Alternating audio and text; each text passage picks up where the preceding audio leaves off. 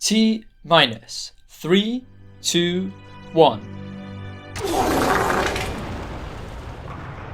Our adventure to the moon begins with a very promising start. Jebediah Kerman fell asleep in the cockpit and forgot to throttle up the massive engines of the stock Saturn V I built today. 'Tis but a scratch, and the monstrous rocket quickly accelerates out of the thick atmosphere of Kerbin. Do not fear, my friends, because this totally isn't my first attempt on this brutal machine doomed for a catastrophic destruction. But where are the seatbelts, you may ask? Well, worry not. These are not even included because your chance of surviving this trip rounded to an integer number is not even 1%. What makes this ship special, you may ask? It's a stock replica I made of the real-life Saturn V. However, it has been tweaked to function in the Kerbal system, so we got rid of the second stage as less delta V is required to achieve orbit than on Earth.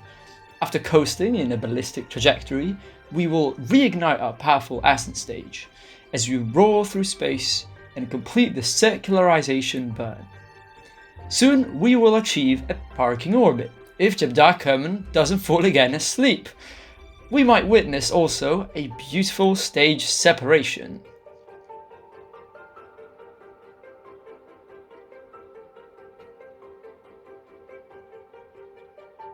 Ground Control is very surprised that this rocket has made it this far.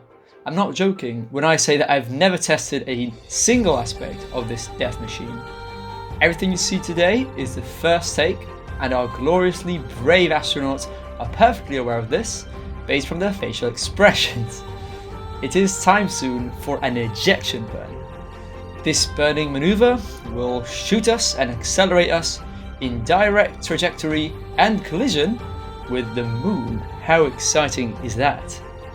During this intense maneuver, Bill Kerman asks permission to use the toilet to vomit. You silly Billy, there is no toilet, the whole capsule is the bathroom.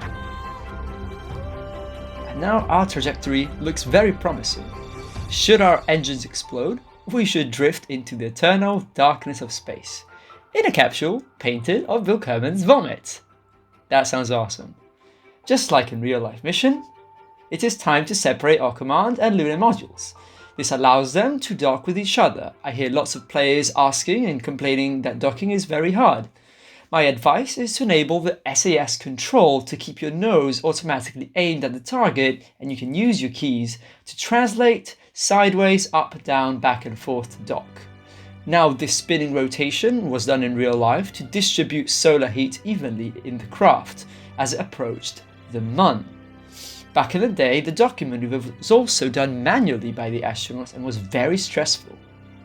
But Jeb is overqualified half the time when he doesn't fall asleep on the cockpit of a $2 billion machine. But now we approach the moon.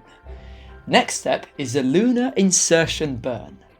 This burn slows us down to a low orbit around the moon, but don't let the majestic view distract you, because here is where I realize that there might not be enough fuel to make it back home on the command module. But let's not share that information with the two brave astronauts that just went inside the lunar module, because they are ready to land on the Mun's surface. It is now time for undocking, and we will see Bill a little later, but it's now time to land on our desired site, which is inside a massive crater with smaller craters inside. The craft is now flying very fast and very low, and Bill Kerman didn't trust Jebediah Kerman to fly on board due to his past of small little accidents. And he also would have rather seen Valentina on the command of this mission. Just like in the real life one, we also have to dodge boulders because they can be very dangerous when landing. In the real life mission, Apollo 11, Neil Armstrong is said to have had only 17 seconds of fuel left. But this view is very nice, and we have to thank Parallax 2 mod for this thing. It's free to download if you're interested. Our Kerbals enjoy a short excursion with their RCS thruster jetpack and plant their flags. but it's also time to do some science and head back to the ladder. Everything has been going far too well, and in fact disaster strikes when Jebediah triggers the wrong engine and the Ascent stage shoots us high in the sky. We overshoot Bill that was meant to encounter us fairly soon, and so because of this maneuver we will have to catch up, and our transfer window has been delayed. This will cost us time and fuel, both are very precious in this deadly environment.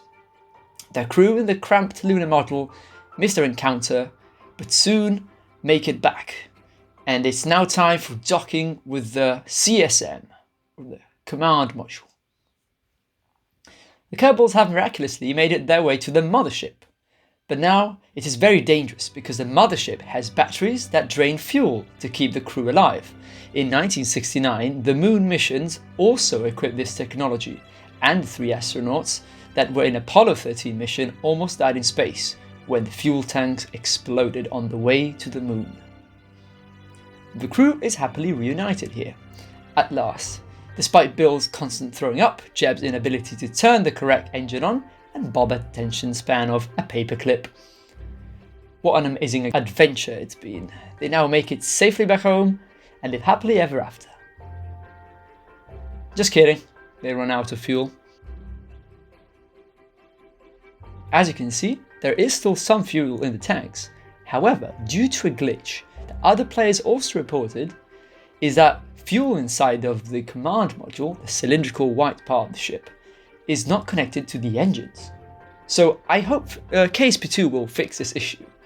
I was panicking in fact, because also the fuel pumps were not working and I could not put the fuel in the other rocket engine of the lunar module, so I undocked it to save some space and some mass.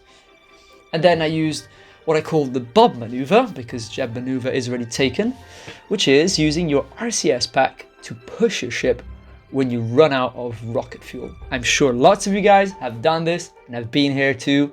And thankfully, after swapping 3 jetpacks, we finally managed to return on our home planet. This takes us multiple burns to achieve an orbit low enough that eventually becomes a trajectory to the ground, where the atmosphere slows us. The heat and the plasma really start warming up the capsule, and soon enough it becomes the equivalent of a finished sauna, but covered in filth and smell inside. Now, soon enough, after slowing down from hypersonic to supersonic speeds, there's another problem to deal with, and it's that the main chutes will deploy before the drogue chutes. This is because of some underpaid interns. They mismatched the sequence, and some Kerbals are sure going to get fired soon as the word spreads. But nothing is lost. Thankfully, the mission still comes to an end safely to the ground. Landing in the middle of the desert on the other side of the planet was totally planned, and it sure isn't going to be an expensive flight ticket to get these green heroes back to the KSC. And as they descend, we can start seeing some cactus, for example. But I hope you enjoyed today's adventure into space, and I hope to see you again in the next KSP video, where the intrepid astronauts will head to a much more mysterious world, the desert planet of Duna, the game analog of Mars. How do you feel about this KSP content? Do you have any crazy mission ideas? Let me know in your comments beneath this video, because I reply to all of them. And for more awesome KSP and War Thunder content, you can check out the rest of my channel and subscribe to stay updated when KSP2 comes out in less than 2 weeks. I'll see you in another video.